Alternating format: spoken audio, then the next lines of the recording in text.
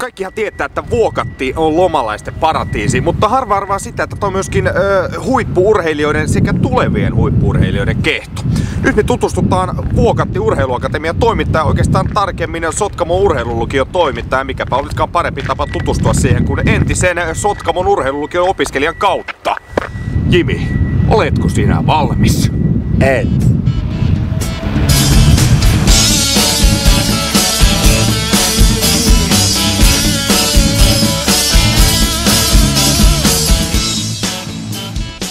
Nyt veristellään vanhoja urheilulukio-aikoja. Mennään hakemaan Sotkamon urheilulukion ampumahiihto-opiskelija aamulenkille.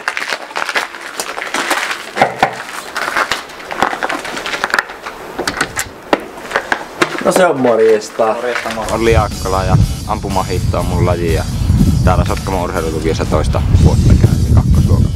Jimi. Olli Jaakkola. No niin, lähdetäänkö me aamulla? Kyllä, sinne just. Mikä on suunta? Aamu alkaa 7 omatoimisella lenkillä, josta siirrytään sitten 9 ampumahiihtoharjoituksiin. Mutta mistä urheilulukiossa ja urheiluakatemiassa on oikein kysymys? Sotkamon urheilulukio on tämän Vuokatti Urheiluakatemian ydin ja Sotkamon urheilulukio on toiminut jo 70-luvulta lähtien täällä ja pitkät perinteet on. Ja että Vuokatti Urheiluakatemian alla sitten toimii meillä muita oppilaitoksia myös, eli se on sitten vähän isompi kokonaisuus. Eli tässä on urheiluopiston opiskelijoita, on Kainuun ammattioppilaitoksen opiskelijoita tässä Sotkamon päässä ja sitten Kajaanin päässä on tietysti Kainuun prikaati on merkittävässä roolissa ja siellä näitä oppilaitoksia ja Kajaanista löytyy.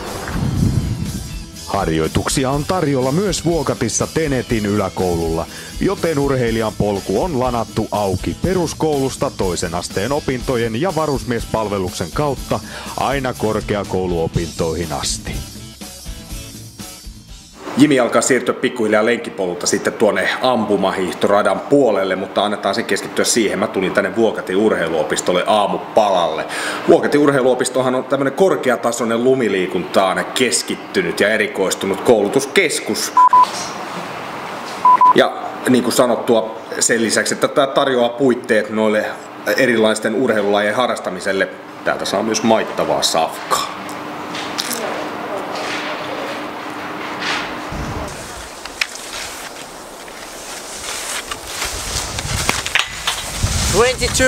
...22. Nyt tullaan pystypaikalle.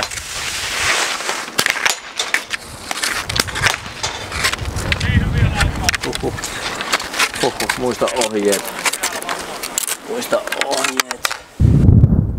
Ei näin!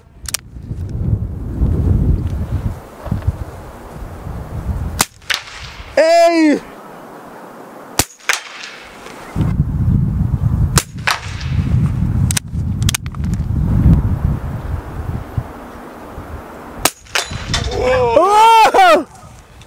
Ei muuta kuin sakkokierroksille.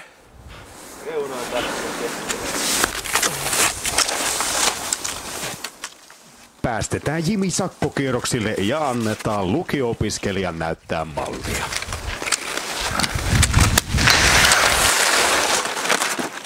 Tää saisi olla leveämpi tuo ase.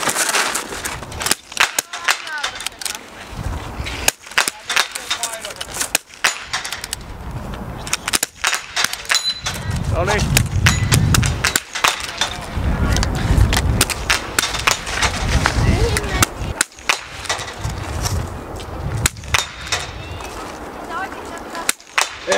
Paineen alla vielä, Valli.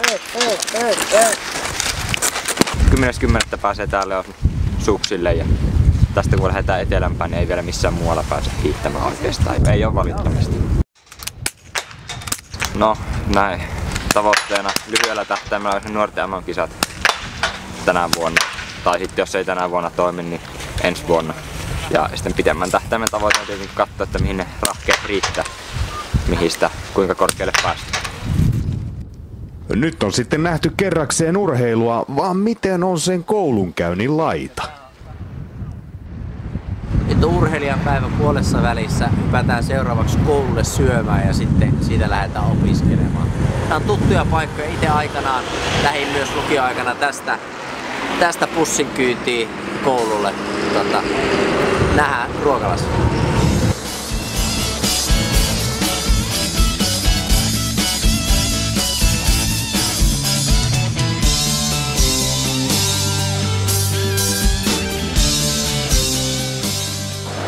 aamusta saa niinku kursseja lukioon ja sitten meillä aamuisin pystyy niinku tekemään reenin silleen, että kerkee sitten tälleen ruokailuksi koululle ja sitten voi opiskella loppupäivä. Että siis olen kokenut tosi hyödylliseksi ja tarpeelliseksi itselleen ja ainakin mä oon kehittynyt tosi hyvin niinku sillä, että niinku normilukiossa sä et pystyisi tekemään niitä aamureenejä. Ja muutenkin sitten jos päivät on pitkiä, niin sitten se iltareenikin jää vähän myöhäiseksi, niin se ei ole kovin hyvä. Sen. Onnistus. Ja mä sillä aikaa vähän selitän, mitä muita kotiin. Itse. Ja sen derivaatta on sama kuin se suolan kulmakerroin, eli Ja älkää luulko vain, että täällä näitä hiihtolajeja olisi pelkästään. Myöskin muita lajeja on mahdollisuus täällä harrastaa. On lumilautailua, on pesäpalloa, on uintia, salibändiä, lentopalloa, jalkapalloa, jääkiekkoa. Onhan noita. Lisätietoa löytyy nettisivu osoitteesta www.vuokattiurheiluakatemia.fi. John Moro. Se on valmiina.